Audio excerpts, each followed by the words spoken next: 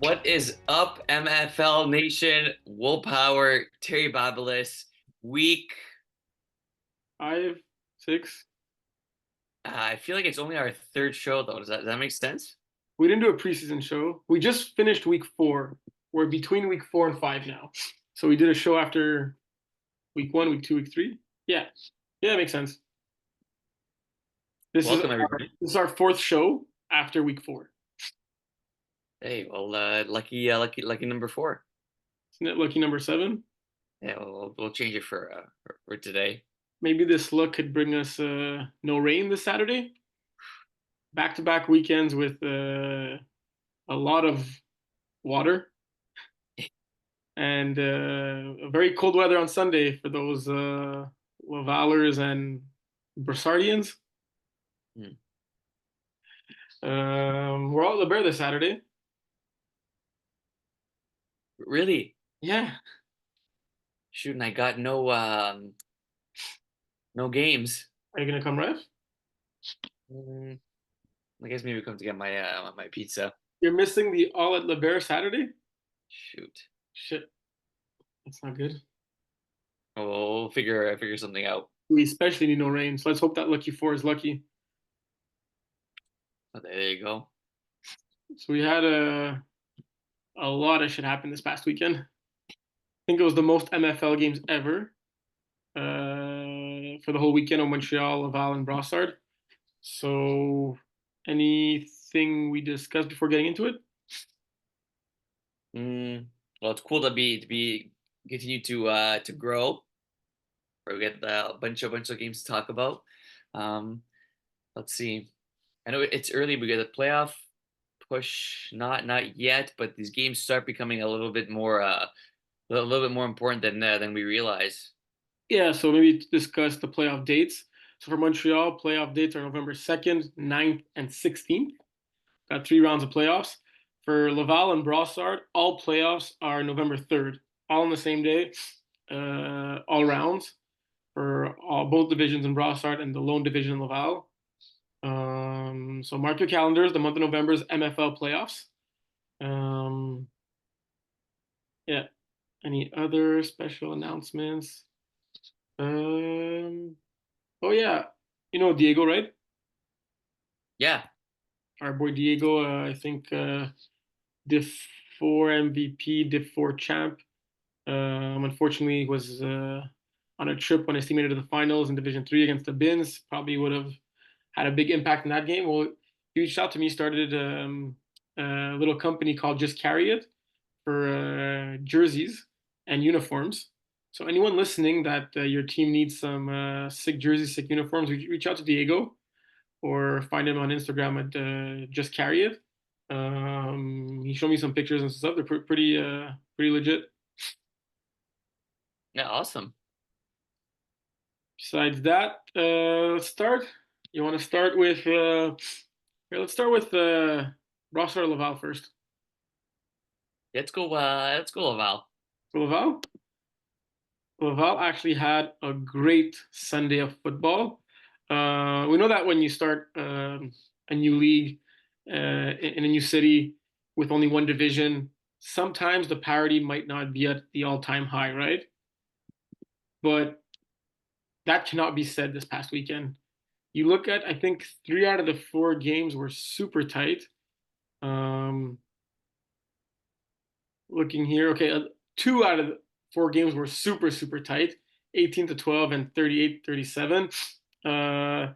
This one was close for the majority of the game, and this one was one of the dogs were playing in it, so it wasn't that tight. I ref 2 of these games. We'll start with the Wonder Dogs Galactic Fun that I saw. Even though the score is a lot of points, not a lot of points, Wonder Dogs have some things to be proud of in this game. First, they scored 6 points. I think, is it their. Okay, no, they scored a touchdown in their first game. But they picked off Mathieu on the first drive. So even though they started on defense, there was an interception by Tony on the first drive of the game. Unfortunately, they could not score. JC was pretty strong rushing in this game, finishing with 4 sacks, 2 picks, pick six. His pick six was not while he was rushing. Florence with a nice interception as well. The nice play in this game was literally Mathieu scrambling and Avery on a in route, a deep in route, and like there was no window to throw. And then for a split second, Avery was between two defenders, and Mathieu fit that ball like literally a dart right into Avery's hands. And then Avery like just turned up the field and pressed R1, speed to the next level, and scored a touchdown. Um, yeah. Wonder Dogs did move the ball a lot more than in their past games. I know 74 total yards in offense is nothing to celebrate, but look, two guys with at least four catches. It's baby steps here, right? Like you want to get those completions, start getting those first downs, start scoring. Um, yeah. But What? it's yeah, it's like you said too. That one was you worth five catch, one was you worth four, and even to get a pick off of an experienced quarterback like Matt Demers is something to be happy about, especially on the first drive. Look, this team may not probably won't make the playoffs, but like we talked about, with new teams, like you said, baby steps, different things week in and week out. Maybe they find a new play that works. Something that benefits their squad. But still like you said, obviously not a close game. But look, they did score a TD, and they're going to continue to hopefully build off that. Yeah, yeah, no, for sure. And they reached out to me already, but if you had any tips for them, like maybe specifically on defense, since you've been calling defenses for quite a while now, what would you tell them? Like, what should they or what should they not be doing on defense to help them not get scored 40 plus points on? Yeah, I think that's tough. But look, when I think something that I started to do a little bit more often. Who knows if it works or not? But you kind of like the disguise. So you want to show something pre-snap. Like a lot of times, like you say, okay, well, like show man. So we kind of you all five of your defenders playing like 2-3 yards away, and then you have like two guys that drop deep, right? So kind of as a quarterback, you think it's going to be a certain play call. Then when the ball snapped, you kind of you deviate out of that. And I think being able to mix it up. And I don't know, but not playing unless you have like superstar athletes. It's tough to play a ton of man, and just mix up who drops and who doesn't to keep the quarterback guessing for the most part. Yeah, when you started off your sentence by saying what I've started doing more often, I thought it was going to end by saying delegate to someone else to call the defense. That's what's That happening. that too, that too. Yeah, so I didn't see this game. It looked pretty like a good game, back and forth, high and audibles, les vilains. Um, Look, I didn't. The way I saw Jeremy running in that game, I thought he had like 200 yards when I kept turning around and seeing his crazy runs. Um, I did hear high doubles cheer a few times for a pick. Looks like Mathieu Graton got both picks in that game. Rob protecting the ball well. That's going to win you some games. Eric Emon, 7 for 105 yards, a touchdown in this one. Um, yeah, nothing more to really say there. Um, but a game I did see and officiate was Team Sauce Northsiders. Man, was this game fun. Back and forth, exciting. Team Sauce, I believe, sitting at 0-3 right now, up two touchdowns at halftime against Northsiders of Terrebonne, who are a very good team in this Laval league right now. Um, Guillaume Perriot, sorry, was doing almost whatever he wanted in the first half. He's a bigger guy at quarterback who you wouldn't necessarily think is one of the mobile or got wheels kind of quarterbacks. And the rusher was coming in full steam. And you can kind of guess what happened later, right? Rusher coming in full speed. I think I even heard the quarterback Guillaume warning the rusher, Abraham, dude, you gotta slow down. You gotta slow down. I'm gonna beat you. I'm gonna beat you, and your team's gonna mock you there. And he did. He actually scored two rushing touchdowns.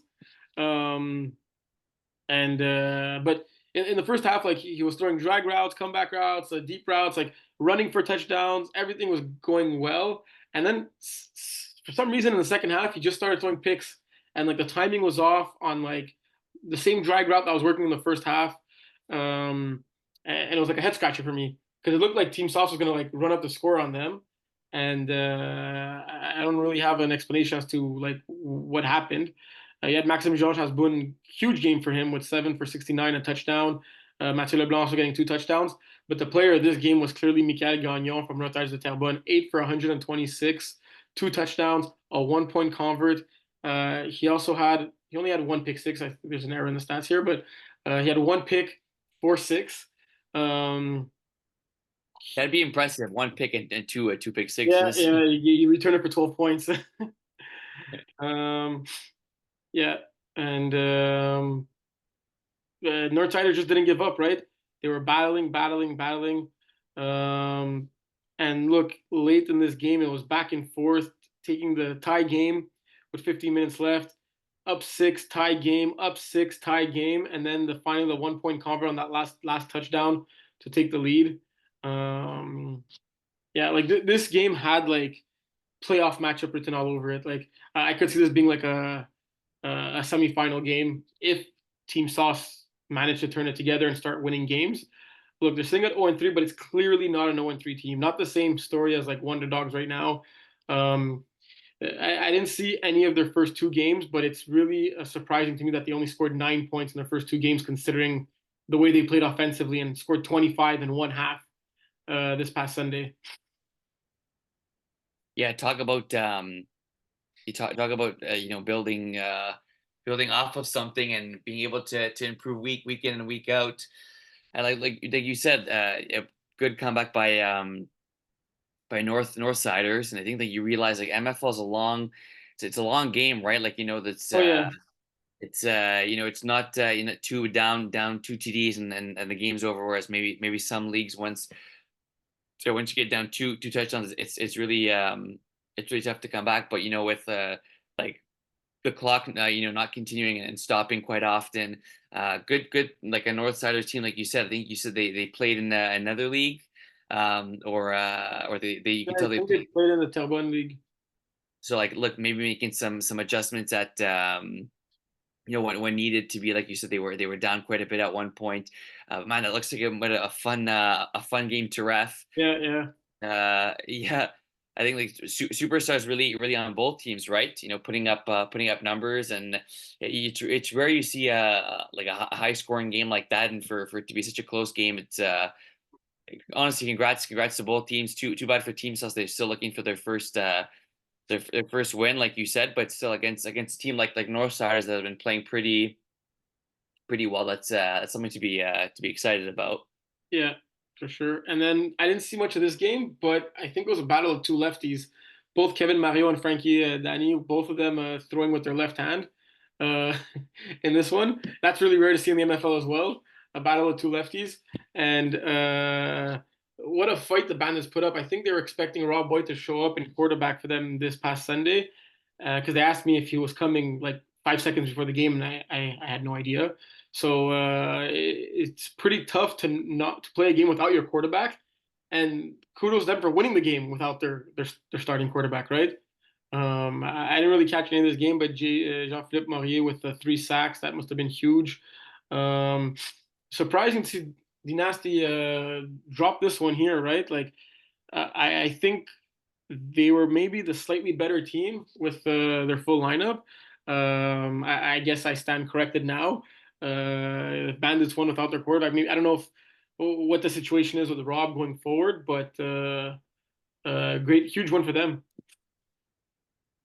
Yeah, I like Bandits. They're an athletic team. You can tell they played either flag before or some other sport because they have good athletes, quick guys. Yeah. So looking at the standings here as a reminder, top 6 out of 10 make the playoffs. You see that red line when you click on playoffs to see who's in and who's not in. Yeah, This is gonna be a battle till the end of the season. That's for sure. yep. And this upcoming weekend, it'll be exciting to see the Panthers, who are on bye week, facing Dynasty, who lost that tough one to the Bandits. Team Sauce looking for their first win, facing off the Gators. Northsiders against Les Vilains. Both teams sitting at 2-1. It's going to be a big game to see which team takes that lead into the top tier of the standings and which team is going to be sitting at 500. I'm gonna go with let's see. So we're doing picks. Go ahead, quick. Team Sauce get their first dub. That's all I'll say. Okay, okay. Brossard Div 1 or Brossard Div 2 to start? Let's go Div 2.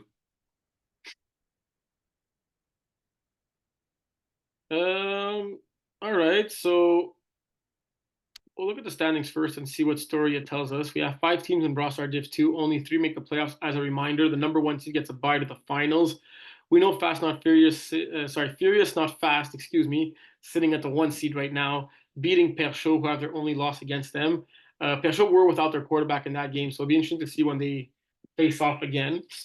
Um, yeah. Looking at the games to come, Banana Blitz have a doubleheader against Fierce Not Fast and Impact, both teams sitting ahead of them in the standings, right? I don't know if right now we know which 3 teams are going to be in or not. We know Banana Blitz had that infamous spring season, winning no games. If they want to make a push to still be in playoff contention, they desperately need to win at least one of these 2 games this coming weekend, right? Yeah, sitting at 1-5 is going to be tough for them to make the playoffs, especially because um, they're playing Impact, right? Who right now sit one spot just above them. So that's going to be a huge game at 2 o'clock. Yeah, and free agents now are playing Les Perchauds and Furious Not Fast, the top 2 teams in the standings this upcoming weekend. Besides the fact that they already have an L because they're 3 games in with no team name, which is horrendous. If you don't come up with a name this week, Will's baptizing you with a name. So we know how that goes. The dancing zebras, the llamas, pajamas, and what was it? Foot fungus, and yeah. So trust me, you don't want Will to baptize you. He'll even come up with a logo. So it's happened to teams in the past. You don't want to be one of that team. So free agent team, if you're listening, come up with a name by next week. You can't have 5 games played and not have a team name. Um, yeah. Who do we know that's on this team? Let me get my notebook ready to take to throw out some names out there. Yeah, well, Barbara. Come on, Barbara. It can be Like, anything but the 49ers. yeah. So, yeah, but where I was going with this was besides that L that they already took with the team name is, look, they're sitting with at 0-3, 32 points, 105 points against. A lot of these players played on the free agent team this spring.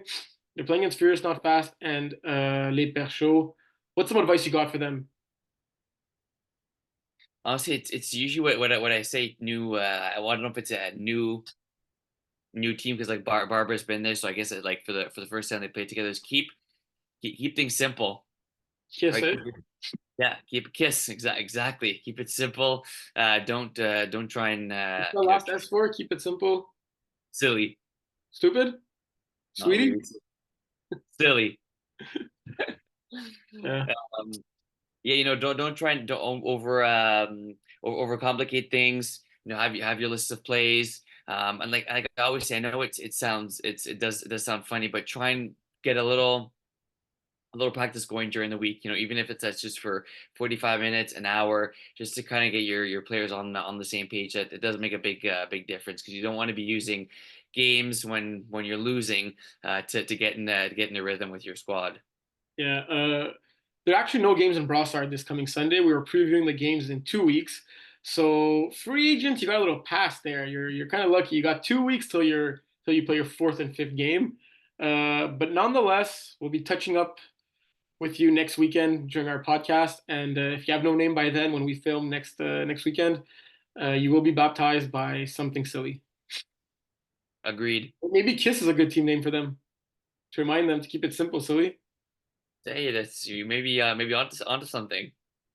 So since there are no games this coming weekend for Brossard, let's go up to Division One real quick and just take a look at the standings here. 4 teams make it over here. Your defending champs Iron Chiefs sitting at 0-4. I'm sure they can turn the season around if they start getting players showing up to the games. They took a forfeit loss to Southsiders there. Red Knot Skins sitting at 3-1, losing to Spartans, who are comfortably sitting at 2-0 right now, making the big jump from Division Two. Good for them. After Avery actually played in Laval and Brossard this past weekend, I think he's the first MFL player in MFL history to play in 3 locations during the same weekend. First player in MFL history to play in 2 locations on the same day. He had the schedule gods were with him, playing at 9:30 in Laval and then at 12:30 in Brossard. So he had more than enough time to go from one location to the other. Uh, Safe to say he's a baller, got a lot of football in, but pretty cool. It's a record books. Yeah. So yeah, we'll maybe preview the games next week since there's no Brossard this weekend. But fun fact about Avery there. Like cool stuff. Like surprising to see Red Knotskins take a loss that badly. Yeah, maybe we could take a look quick. Oh, when your quarterback throws more picks than touchdowns, it's ain't gonna be easy. Throwing to 3 different receivers, Colin with 3 sacks in that one. Looks like Red Knotskins are missing a lot of key guys though, so that could Yeah. explain it. But when you win by 22 points, it's not 1 or 2 or 3 players that are gonna make a 22-point swing though, unless they play the game with like 5 players. Looks like they had 6. Gotta bounce back next week. Yep. All right, so I'll disconnect the call and call you back to continue with Montreal. Yeah, that was good. Sounds good. There's And we're back. Let's go to the women's division. So in the women's division, we still have either undefeated or winless teams. 2 teams with only 6 points for, 2 teams with 6 or 7 points against. I wonder if we would have done 2 divisions of 3 teams if they would have been too segmented. that 114 point differential looks pretty good for Vertigas. Yeah, especially since they only won by 5 points this past weekend, right? So it was 109 through 2 games. Yeah, imagine having a 3-team division where you play each team in your division 5 times. Yeah, I know. It's I think this is better. Yeah, well, it'll be interesting to see how, as the weeks move along, when the bottom half plays the top half, if the games will get closer and closer, right? Um, Steelers, Crazy Bees, 40-0. Now this coming weekend, we have Des Drapeau, Dirty Chai Latte. So one of those 2 teams is guaranteed to win a game. And looking at the playoffs, it's going to be huge for playoff implications here, right? Because it'll give that team a 1-game lead at that fourth and final playoff position. It's kind of what we spoke about last week, right? We said that the silver lining or the thing to look forward to going in like throughout the rest of the season now for Dirty Charlotte, Des Drapeaux, and Crazy Bees is that one of those 3 teams are guaranteed, at least one of those 2 teams. So I'm not counting them all out right now, are guaranteed to make the playoffs. Right, it's thinking like they're going to be playing. We're going to see this upcoming weekend. They're going to be playing against each other, right? So guaranteed to get a win, and B at least they'll be playing a little bit lower competition. So it's more of an even playing field. Yeah. Let's go see quickly what happened in these games now. So who do you got to shout out in Steelers? Oh my God, Brenda Leonard had herself a game. 6 tutties, no interceptions. Monica Roy, clearly her main target, 4 for 90, 3 touchdowns. Another tough game for Susanna. I didn't catch any of this game, unfortunately, so I don't know what to say. But look, Crazy Bees, keep practicing, keep going at it. I did know that they have Jeff Laurence coaching them up. Jeff Laurence leading Division Two in interceptions, leading his Spartans in Brossard and for like undefeated. Good player all around. He must have some coaching prowess under his sleeves to help out here. It's smart play, and like we said, continues to only get better. Kelly with two picks on defense. So all around great performance by Steelers. And then Tigres Des Drapeau. I believe Tigres were missing a lot of their main players, including quarterback. They still managed to win this one. Vivian Plot back at the quarterback position, but throwing three picks to her one touchdown didn't cut it. Daphne being the main target here, 6 for 47, a touchdown, a 1 point convert. Lorient also getting over 50 yards, but it was Narel Perez on Tigres with 11 receptions for 77 yards and a touchdown, who was clearly I'd say, the player of this game. Edna with two picks on defense. Narel getting a pick on defense as well.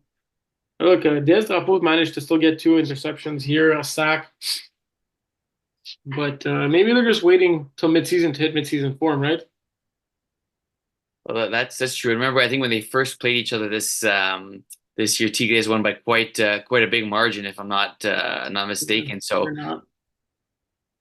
yeah, it's a bit. But I know Tigres were missing their quarterback, but a lot of we know a lot of players on this Tigres team can throw the football. Yeah. So Division 5.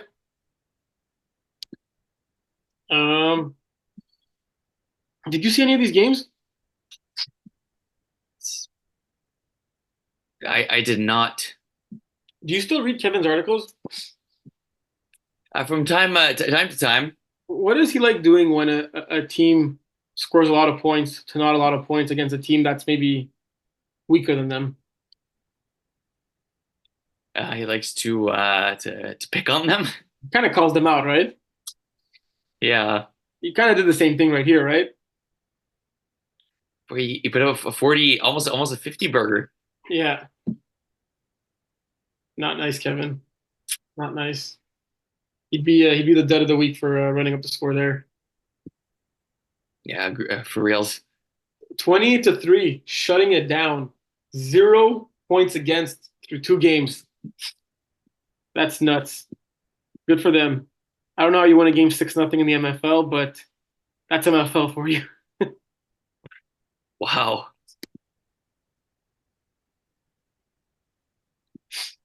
Impressive win by Jungle Squad over the last calls. Goldrick said a fun fact. Last time he played the last calls, he also only completed 9 passes, except he lost that game by a lot of points. This one here, he managed to win it.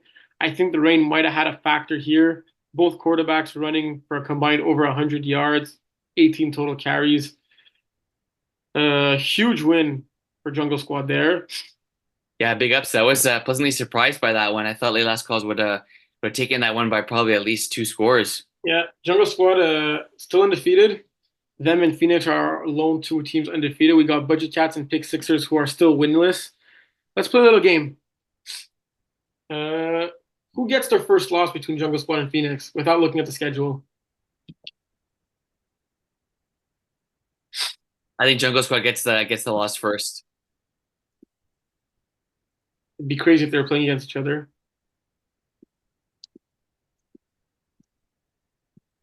Yeah, true. And then between Pick Sixers and Budget Cats, who gets their first win first? I'm gonna go Budget Cats. Budget Cats have a tough task ahead against Phoenix. Pick Sixers have a much more winnable game against 514. But I like your picks. Yeah, thank you. Let's go to Division 4 now. Nothing but D. Very impressive win over Sour Peeps, 44-6. Safe to say that week one annihilating by witching hour on them was an outlier. Those two bye weeks really helped them rest up and get their what together. Alex 6 touchdowns to 1 interception, almost 200 yards in this one. Look, they were led by Christopher Giovanni, 9 for 77, 2 touchdowns. You got 5 different receivers with at least a touchdown. That's great. Even though ball distribution is not, it's pretty much focused around Christopher. Still having 5 different guys getting in is great stuff for them. Looks like Sour Peeps had a very difficult time completing passes in this one. Might have been due to the rain. I'm not sure, but only 3 completions. There may be a sub in there that threw some balls that we don't have their stats. It doesn't look like it because only 3 receptions as well. 3 interceptions. It's funny. I saw that. Did you see the stat this morning that Daniel Jones has more touchdown passes to the opposing team than to his own team since signing that deal? Come on. Yeah, I actually have to look it up. Like I actually looked it up, and I saw that where it said that, and then I saw that also on the what do you call it? Like his totals for the last season were that. But I also went game by game into his to see his stats and to make sure it was true because I really had a hard time believing it. Since he signed his contract in the 2023 offseason, he scored 2 touchdowns and he threw 8 interceptions. Out of those 8 interceptions, 3 went back for 6. So he has 2 touchdown passes to 3 touchdown passes the other way. That's really bad. So Simon and Vincent, keep your heads up. There's a quarterback making $40 million a year. That's really, really bad. Hey, and Vincent went two of two. Yeah, there you go. Blue Badgers with a crazy win against Slot Machine. I think this was Slot Machine's first loss since like before you were born, probably. Uh, I don't remember the last time we lost a game. It was not in 2024. That's for sure. We got to date back to 2023 for this one.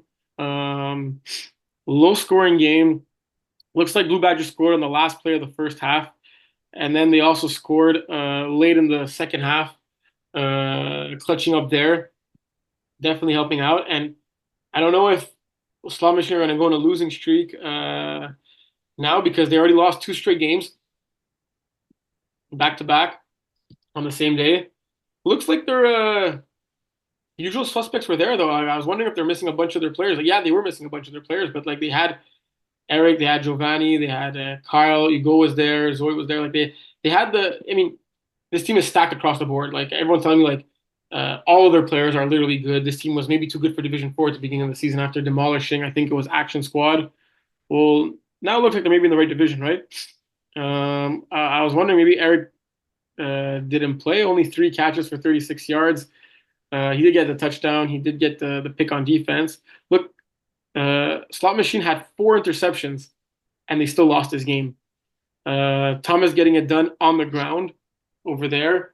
12 runs for 82 yards. It was run, Thomas, run that game, eh? And you got fine wine there, Robert White with the two TDs. Yeah, you got experience on one end of it, and it kind of paid off in this one. So it'll be interesting to see how Slot Machine are going to bounce back after their 0-2 outing this past weekend, right?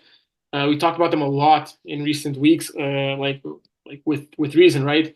Undefeated Division 5 champs, making their way to Division 4, winning 49-0 that first Division 4 game.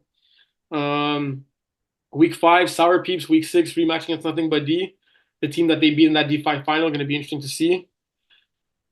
Sour Peeps looked like they completed and got more points in this one. Still lost though to Mustard Tigers. Much better game by Small Towers though. 13 for 29, 2 touchdowns, no interceptions. It's a much better stat line. But when you're going to face a team like Mustard Tigers and the experience they got there, look, that Brian and Thomas connection is almost as good as any connection in all of MFL, right? 10 for 113 yards, 2 touchdowns, a 1-point convert. That's pretty impressive. Those are impressive stats, any division. Any division, and they put up 47 in that game and 48 in their first game against Binet. So almost 100 total points for them on the weekend. Yeah, good stuff by Mustard Tigers. Taking a look at the standings now, we still have Witching Hour, who are undefeated. Hawks, who are also undefeated under the new team led by Thomas with Rob Boyd on it too now.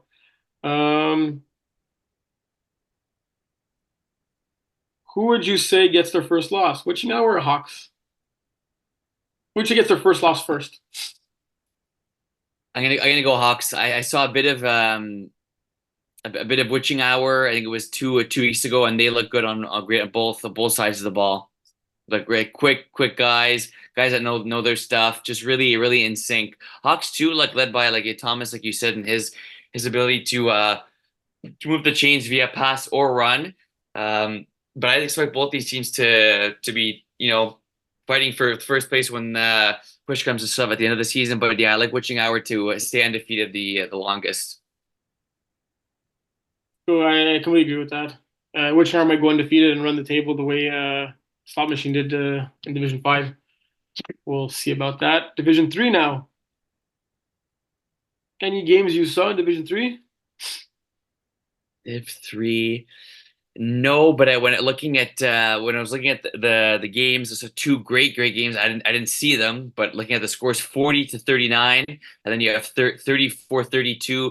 I would have loved to have been there for one, if not both of these games. Yeah, so Smoha having one of his better games there. Interesting that Matt Lacoste balled out, man. When you throw for almost 300 yards, 6 touchdowns, no interceptions, it's tough. I don't know how you don't win that game, right? Like looking at his stat line, Simone surprising getting a rushing touchdown here, averaging over 8 yards a pop. How does he do it? I don't know. Um, but look, this battle for Turf Ninjas came out big. Their next game they played later on in the games against Secure Top Shooters. Actually, before getting to that one, Ben Denis 12 for 110 and 3 touchdowns. Tristan 10 for 112, 3 touchdowns. Both also a 1 point convert. What a battle of top receivers in this one, eh? It's crazy getting their names etched into the MFL books there, and Bendini having a good game against which we'll talk about against Thunder Buddies and their win. Yeah, guy's a baller, and Simone kind of always likes to play fun at me that you're the only receiver I throw to. But looking at this game, maybe if he would have done not the same, his team would have came out on top. Well, actually, the team did come out on top, but maybe it would help him down the long run because he always says that we maybe come up short later in the season because I only throw to you. So. Let's see. Look, Turf Ninjas did have a secondary receiver here, Max Gagne, with almost as many yards as their top guy.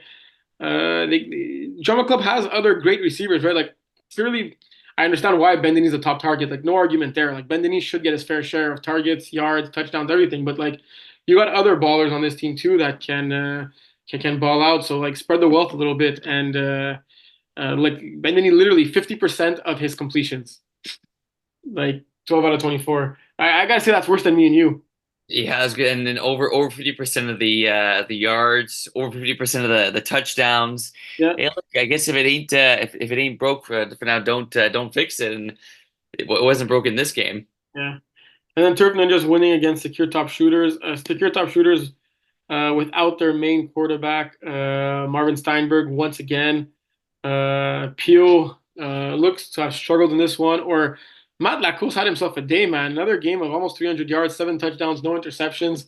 That's 13 for him on the day. I think Turf Ninjas unlocked something good here, right? Wow, look at 285, almost 17 yards of completion. Holy cow! And this team scored 45 and 39 points in both their games. Michaelis Rogers leading the way, 160, 159 yards, 3 touchdowns. You got Tristan with touchdown, 2 1 point converts. What a game here, eh? Yeah, and then you have on the other end, um, Nigel Thomas in still applauding him in the losing effort, 150, 59 yards, 3 touchdowns, exactly that to Rogers. So pretty impressive there. Yeah, crazy game. Another crazy game. Arnold's Tropic Thunder. Tropic Thunder continuing their long winning streak here. This game started off really well for Arnold's, up 13-0. Back-to-back touchdowns from Jonathan Evans to Josh Levine. Um, 45 and 5 yards. Josh finishing this game with almost 100 yards, 3 total touchdowns. Lucas coming up big here, 10 catches, 54 yards, but it was not enough to get the dub. Converts are big, and it looks like Tropic Thunder. Did they get a safety maybe? Or is it someone else throwing a convert for them? You got Justin 1 point there, Justin 1 point there. Oh wow, the game ended on a safety. It was tie game, and our boy John got safetied by Clément Billard for the go-ahead points and the win. On Wow. first down too. Wow, what happened there? I have to ask John about that one, eh? Yeah, Clement coming up clutch. And that was all she wrote, eh? Look at this clutchness in the second half. Well, even to end the first half, you got Tropic Thunder scoring and getting the 1 point convert on the last play of the game, a 45 bomb. How does that happen? You gotta be better than that. And then getting the 1 point convert, and then fourth down touchdown in the second half, fourth down touchdown in the second half, and then that safety to end the game. Crunch time. Yeah, crazy stuff. Crazy, crazy, crazy stuff. Um, So Tropic Thunder continued they're undefeated, or whereas like 15, 16 straight wins now. yeah, you can ask Stu. He'll tell you. I'm sure has the number right in front of him right now. Um, CIA Fusion defeating Sourpuss here. Sourpuss having a difficult start of the season. I'm confident they could turn it around. This David Carlos guy is pretty solid, 4 for 87, a touchdown. Looks like they employed two different quarterbacks. Jesse, 2 touchdowns on 3 completions. That's pretty solid. But it was Alex Zablisky running all over them all day, 10 for 85 on the ground, 19 to 29, 155 touchdowns through the air. I think Tristan was a subbing for them here. 2, 3, 4. Yeah, only 6 players for them in this game. You got Tristan and Kayla. Kayla with 2 touchdowns and 2 2-point converts in this one, coming up big, catching the ball in the end zone 4 times there. Our boy Jason, who's taking a back seat at the quarterback position, resting that arm right now, getting 2 interceptions in this one. Ludovic on his end also getting 2 interceptions. So good for them. Hey, Jason's showing he's a two-way stud. Yeah. So 6 out of 9 teams make the playoffs here. Look, Arnolds are sitting at the 6th seed with only 1 win. That's reassuring for Blitzing Bastards, Secure Top Shooters, and Sourpuss, who are not that far behind, right? I think look, got one game separating ninth from sixth spot. You have Secure Top Shooters who didn't even play the third game yet, and like you said, missing Marv. Blitzing Bastards losing a close one this weekend by 1 to Ducks. So this is going to be a fun. I expect things to shake up by the time the season's over. Yeah. So we got Division 2 now. We only got Division 1 and 2 left, right? 50 women's. Yeah. Flying by. What a fun game this was against the Villains.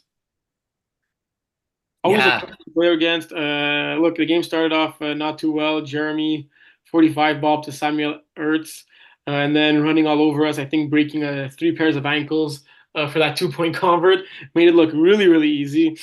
We were missing Max. Simon filled in pretty well at the snapper position. And we came back and actually won this game. This is the type of game that we're kind of, sad to say, accustomed to losing usually, those tight back and forth ones. But glad we got the dub there. You had said nice teams would lose both games. They told you willpower, shut up. We won both games. Good call. Making a change of quarterback.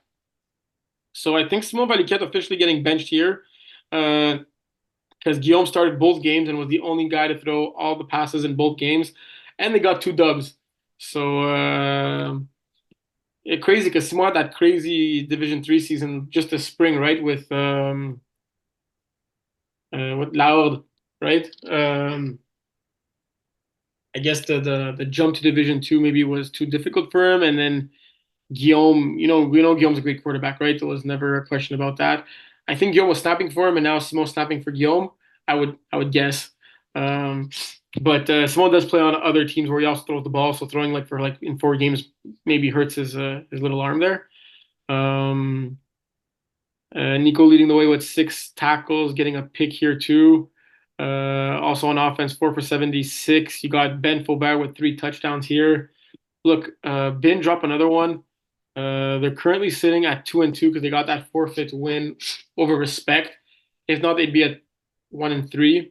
This is the exact same Bin team that won Division 3, right? They didn't add any other players like most of these teams did when they jumped up. Do you think they're having a harder time adjusting to Division Two, or not really? It looks that way, and like you said, like they're not. It's not a bunch yeah, a bunch of blowouts, and they've been fairly close games.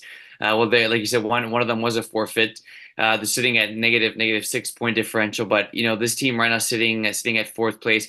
Not too worried about them. They play a nice TD's team that put up a bunch of points. So the schedule hasn't been all that easy for them. But I'm not too worried about them. I expect them to bounce back further because they're really 1-3. Right, if you look at the non forfeit game, but I don't expect this team to struggle all that much. I agree with you. I mean, even when they were dominating playoffs and they won those like championships in Division Three and Four, they were always like kind of under the radar. They're always like a 500 team, maybe 6-4, and then just win the playoffs. So maybe they're at the right place, right time. Uh, You just got to get in. Phoenix up 20-0 at half against Double Dippers, the undefeated Double Dippers at that time, and they just choked it out. It was choke, choke, choke. Losing in overtime. Mason Miller, welcome back. Getting that 1 point convert in overtime to win the game. Phoenix really needed this win badly. And then I don't know if that's what lit the fire under their butts because they beat Tigres in the rain, 22-19. So huge win for them there. Crazy to think they could have beaten Tigres and Double Dippers in the same weekend. I think there's like the 1 and 2 team in the standing coming into this week, right? Um, so Josh 9 for 89, 2 touchdowns. Uh, this is your boy Zach, 4 sacks in this game for sure helped. He probably did a great job containing Nestor there in the rain. But yeah, How often do you see no rushing yards for Nestor? It's David Sue with the one lone rush for 15 yards. yeah. And then Ross also had a doubleheader. The first one didn't go so well. Uh, Dobbs doing his things, another 6 touchdowns in this game. Ali getting 3 of them.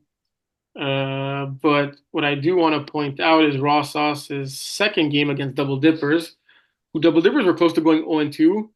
And Raw Sauce had a pretty big break in between the two games. They were smashing some hot dogs and chugging some beers, and it looks like it paid off. Like it looks like they found the secret formula or the secret juice to what they need to do, right? Because I heard some rumors that a few of these players, if not all of them, were not super sober during this game. But winning by 20 against the undefeated at the time Double Dippers kind of paid off, right? So you know what to do, Ross, from now on, right? And it's good as like that. The ball distribution there. 5 catches, Yvon, five to Gabouche. Like we talked about, this is the raw sauce team. I expected to see every time they play. Unfortunately, they haven't been as sharp this season. But a clean game for Ludwig there. 4 touchdowns, no interceptions. And the fact that they do that against a team like Double Dippers, who are arguably the best team in all of Division Two, just goes to show that they could beat anybody in this division if they get drunk enough. There you go. Nice teams beating average Joes, who are a pretty good juggernaut in this division too, right? Jason only throwing for 3 interceptions and he loses the game. Maybe he needs to throw for at least 4 to get that dub. Who knows? But Ben Faubert balling out on this one as well, 9 for 123. Guillaume another great game. Also getting 3 picks on defense, which is huge. Crazy Wow. the quarterback actually being like that big of a superstar on defense as well. Avery 2 pick sixes in this one. Um, Crazy game. So now looking at the Division Two standings, it's some good teams are not going to make the playoffs, right? Yeah.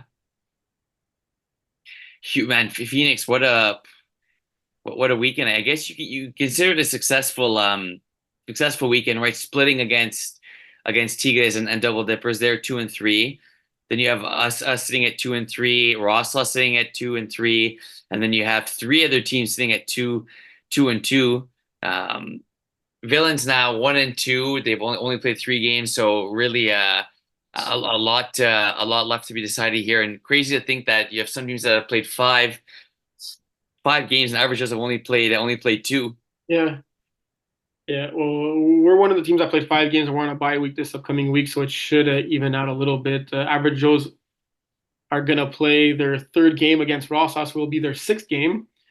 Rossas have a 3 p.m. game, so plenty of time to drink that beer before then.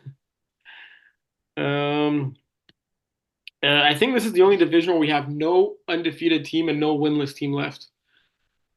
Yeah, I like that. And you look, sorry, I meant no undefeated and winless team within the same division because other divisions have one or the other, but this division has neither. and strange. You think a double dipper's first place, but with a negative differential. I think that just goes to show how much they got smacked by the drunken sauce. Um, Looking here, they actually have a win by 14, and then the other two wins by a combined of 3 points, and they lost by 20. So yeah, it is pretty interesting, right? And then you have us and average Joes who are on the outside looking in with even villains with a below 500 team, 13 points over sorry, positive 13 differential here.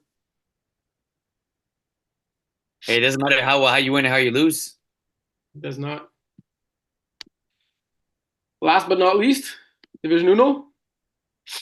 Dip one. Hey, oh my God, you're really killing it in passing yards, eh? Not in picks though. I'll tell you that. Touchdowns as well. Completion percent. Are you leading interceptions? I'd be surprised if I You weren't. Oh yeah, yeah. You have a game in hand though, so maybe PO might tie you or pass you next game. So let's just recap 5 teams. 3 make it in the playoffs. You had 2 big games. Outlaws easily defeating Pocket Rockets. We'll save that one for the end. Let's talk about Arno's A team. Suspensions looming. Let's address the elephant in the room. As of recording this podcast, we cannot confirm them yet, but when the podcast will be posted, I'm pretty sure the captains will be emailed. Right now, all I know is that there will for sure be suspensions. We're collecting more information, doing our due diligence, and making sure that we have everything in place to make it a fair suspension for everyone involved. I did not see what happened, but all officials around and other players who saw what happened have been great at collaborating all the information. Not much of us have been contradicting, so that's good. John was there; he did see most of it as well. Safe to say that this is really not what the MFL is about. There is no place anywhere in the MFL in any division for any of this. And like I was speaking to it with someone else like earlier today, and it's crazy how like you go to the field and you'll dab anyone up. Like you don't even know some players, and like MFL is such a family, like a brother and sisterhood. Like everyone, it's all love, right? Like you see it through our events, through like the finals weekend, the award ceremonies, the bar things, all the Hall of Fame announcements, the posts in the MFL Players Facebook group. It's such a like tight community, and like especially for 2 teams like this who have a lot of players who've been playing in the MFL for a very, very, very long time now. They know more than anyone else how like what the MFL is actually about, right? Like some new teams coming in, it takes a few games to notice and like, oh wow, this league's different. Like this league is nice, you know. Like there's things I like about it. They and all that, but like to have 2 teams with a bunch of players who've been here for a long time and like before the game, like even like last year, we know like how last season, sorry, A team and Master Chiefs had that like off-field rivalry and like in-game rivalry. But like you see before the game, they're all hugging each other. After the game, they're all hugging each other. Like whatever happens during the game is like strictly football, you know. But once the game is over, the game's over. You shake hands, you hug each other, you make fun of the guy that sucked, you dab up the guy that killed it and burned it. But like you see it like you see guys getting heated, and then the next day they're all smiles and they're like chilling together, right? And that's what MFL is about. So it really disappoints me. I'd say like I was gonna say for sure, but it's more disappointing to me that stuff like this happens. And even though it doesn't happen often, it still happens way too often for me. And like it's something that we need to get eliminated, right? And hopefully with the suspensions that are handed by now, it'll make not only those players reflect on it, but really like the whole league and division and these teams and everything, right? You see, yeah, you said it perfectly there. You know, there's no room for it in any division. You know, like Division One obviously is a little more competitive and could get heated, and there was a bit of like chirping during the game, but like we put on ourselves and creating a like family oriented league, right? Like, and you said it perfectly. Right? So many times you see people at the field, you've never really spoken to them, but you give them a high five. You know, how's it going, stuff like that. And um and yeah, that's what makes this league so special. And it was I agree with you, sad and sad to see after the game. It really was you know, it was lingering from events that happened during the game. And you just, you know, shaking hands, and then two guys, you know, butting heads, and then it gets Yeah. a lot worse from there, guys stepping in. So like you said, hopefully this doesn't happen again, right? Like not to say hopefully happens not to say hopefully it doesn't happen for a while. Hopefully it never ever happens again, right? That's the ideal situation. And yeah, like I said, Div One can be competitive, and this is, you know, this it was a rainy game. You know, people were maybe a little bit cranky, this and the other thing, but there's, yeah, I agree. There's no excuse for either team, and that's, you know, something that both teams need to reflect on heading into next Yeah, week. and the thing I just want to touch upon, and then we'll turn the page, is that you said it like it was things that lingered from during the game, and like not that it would have been excusable if any of that happened during the game, but you know, some players go into a certain game mode, and during the game they zone everything out and they're focused on the game. And like, if you're not on my team, you're my enemy during the game. But a lot of those same players, once the game is over, snap out of that and they're back to the same person they were. So that's what like disappoints me even more, is that it happened after the game. Again, it wouldn't have been excusable if it was during the game either, but like after the game, that's usually when like, okay, the game's over. Like we're good now. Like shake hands and on to the next one, right? We're gonna see you next Saturday. We're gonna see you for the next couple of Saturdays. We're gonna face you again during the season. We might face you again in the playoffs, right? So like after the game, there's really like it's even less business to have anything suspension worthy after the game. Yeah, you have guys that like talk trash, and like you said, once the dust settles, you're able to put it behind. But yeah, unfortunately, it was just too emotional for both squads, and led to what you said will be the suspensions. Yeah. So I think we discussed enough of this game. That's their suspension from me to both teams, not to talk about any further. And I guess I'll save you the uh, the four interception talk for that one. Let's Please do. quickly go over Outlaws Pocket Rockets. Looks like Steve is having fun with his new toys here. Elliot Bourque, Clément Billard leading the way here. Um, Not surprised by who won the game. Kind of surprised by how much. I saw Pocket Rockets face off against it was KOLB, I believe, and I think they had a doubleheader. They also played against you guys, right, last weekend. Great showing, scoring 30, 26, 24 points. I'm surprised they only put up six here. They got to turn their season around ASAP. Um, uh, yeah, playing against A team this upcoming weekend. Got to win that one. Look, and there's no easy game in Div One, but you don't want to playing a team like 18 that just, you know, just won their game. It's gonna be a tough one. But yeah, sitting at 0-3 right now, and I believe KOLB is 2-1. One of the teams they're chasing at the third spot. I think it's still early, but it, like we not to sound like a broken record, but you really can't afford to start off 0-4, 0-5, especially when only three of the teams make the playoffs. And it's going to be a tough one. I can the upset happen? Yeah, I'm not sure it's going to happen against 18 though. Yeah, I agree with that. So just to wrap up here, um, you want to do quickly some bold predictions? Yeah, it's where's that? Yeah, We got just over a minute, eh? yeah. So make it quick. Okay, bold predictions. I'll do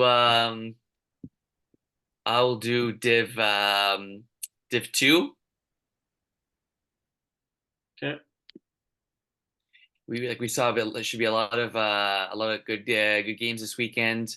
upcoming. We had a bunch of games that just happened, but for this upcoming weekend, we got. If you mind, just like throwing up the schedule. Thanks. First of all the games at LeBert. We only got that one game at at 3 o'clock. Average Joe's raw sauce in this one. I'm gonna go. I'm gonna go bold. I'm gonna say both Yvon Desjardins and Gaboucher have 10 plus catches in this game. How many beers pregame? 10 plus beers. And Combined. how many interceptions for Jason? 2. That's it? Yeah, Yep, that's 2. the boldest of everything you just said there. So let's end the show on that. See you guys all On the Bear this weekend. Yeah, see you all at the Bear. And try to keep your fist to yourselves. Yeah, come on, people. Thanks for tuning in. Be back next week, same place, same time. See ya.